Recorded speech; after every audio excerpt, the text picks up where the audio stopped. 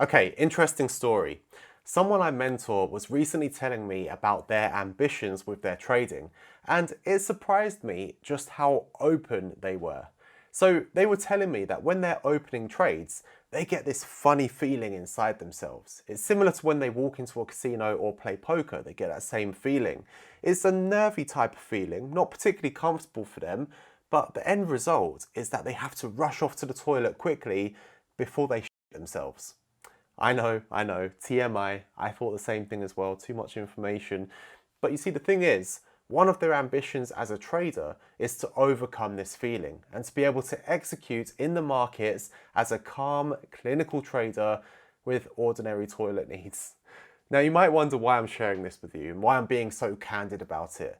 And that's because I just know that most of you watching this have been through the exact same thing with your trading. You see, it's actually a situation many traders go through, and surprisingly, it can massively affect your decision making. The issue is caused by three key criteria, which I want to help you to understand, identify, and hopefully overcome so you can stop shitting yourself. But just before we get into that, make sure you hit that like button and don't forget to subscribe to the channel for the best trading content on YouTube, bar none. So, let's get that inevitable question out of the way. Why do we suddenly need the toilet in these situations? Sorry if you're a bit squeamish, but as I was told when I was a kid, even the Queen needs to poo, so you're just going to have to deal with it. When we experience a threatening event, our bodies prepare us for the possibility of needing to sprint off to safety. Now, part of this process involves getting rid of excess weight, which means in those situations, the toilet is going to become your new best friend. Now, I don't really want to go into all the gory details, but essentially, if the colon empties quickly, water doesn't get reabsorbed in the large intestine, and therefore you're likely to encounter the watery experience formerly known as the squiz. As the neuroscientist and former Wall Street trader John Coates says, as losses mount on the trading floor, one observes anxious traders marching briskly to the toilets, the men's room starting to exude the fear and stench of a slaughterhouse. So you see, you don't just need to go on Instagram to find traders that are full of shit. Sorry if you're watching this, mum. But anyway, with that out of the way, why does this happen when we trade? Why is it such an issue? And how can we reduce it? Well, other than the distraction of running to the toilet rather than monitoring your charts, although thank God for mobile MetaTrader, that part isn't really the problem. That's just one of the side effects. The real problem is your overall stress response and what this is doing to your health and your decision making. Researchers have found three criteria for situations that will signal a threat and cause our body to react with these huge stress responses. These are uncontrollability, uncertainty, and novelty. To explain them really briefly, uncontrollability means that you don't have any control over the outcome, obviously. Uncertainty means you can't predict when or what is going to happen, and novelty means something is a new situation or environment that you haven't experienced before. When we go through each of these three conditions, our body will be in a constant state of preparedness. And, in case you didn't guess, these are the conditions that we spend a lot of our trading day in.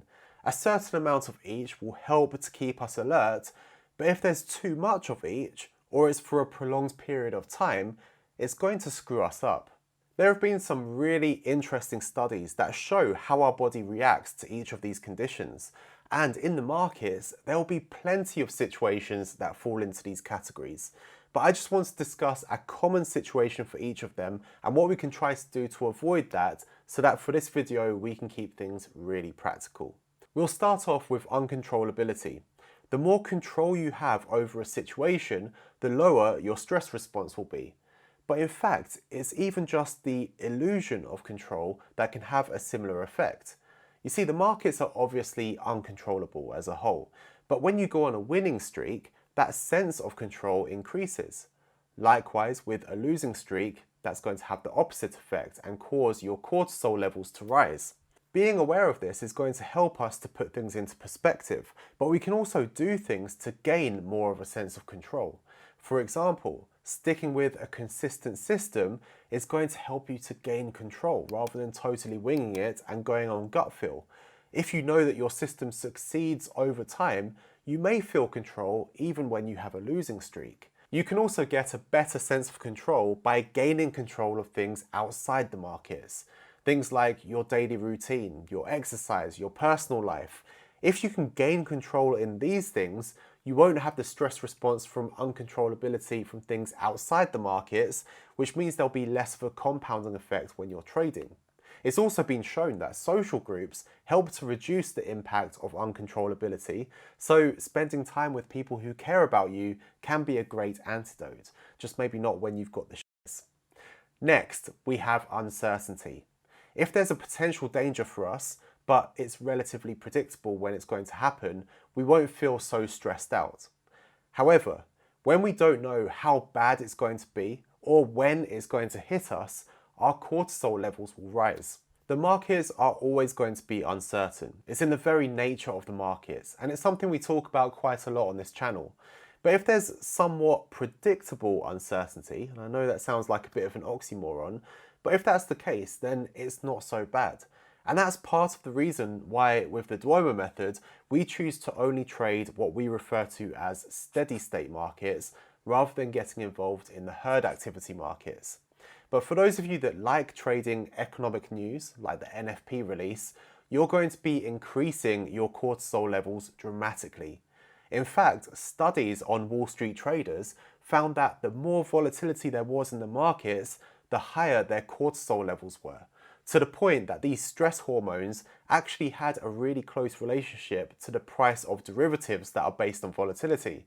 So, sticking with the steady state markets, rather than trying to tough it out during news releases and volatile markets, is going to serve you much better. And finally, we have novelty. When we haven't experienced a situation before, or we don't know what to expect or what can happen to us, our stress responses are going to kick in to prepare us, even though it may be that nothing has happened. It's preparing us for the possibility of danger.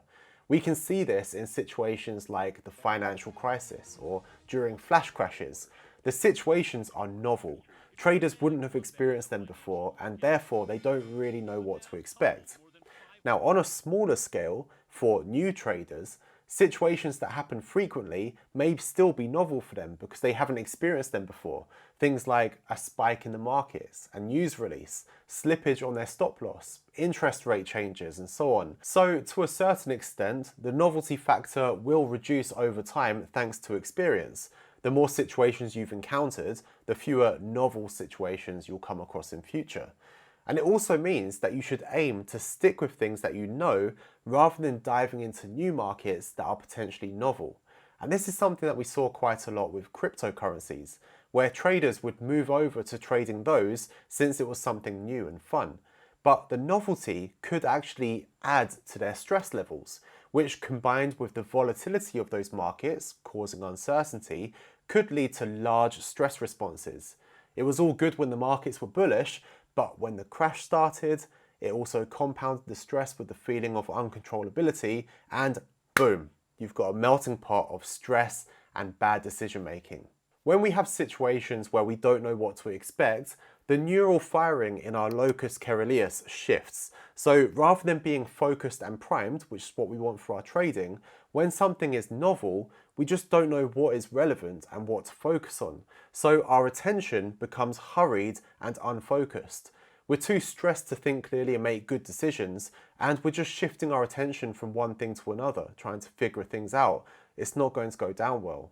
So, with all of these things in mind, let's go back to the person I'm mentoring and his problem of almost shitting himself when he opens trades. So he's already doing a lot of the right things. He's trading steady state markets so that he doesn't have so much uncertainty. He's using conservative position sizes and following a consistent system that actually works, so he has more control. He also follows a routine. He stays away from herd activity and novel markets or situations as much as he possibly can. So what is it that's going wrong for him? Well, there are two things for him.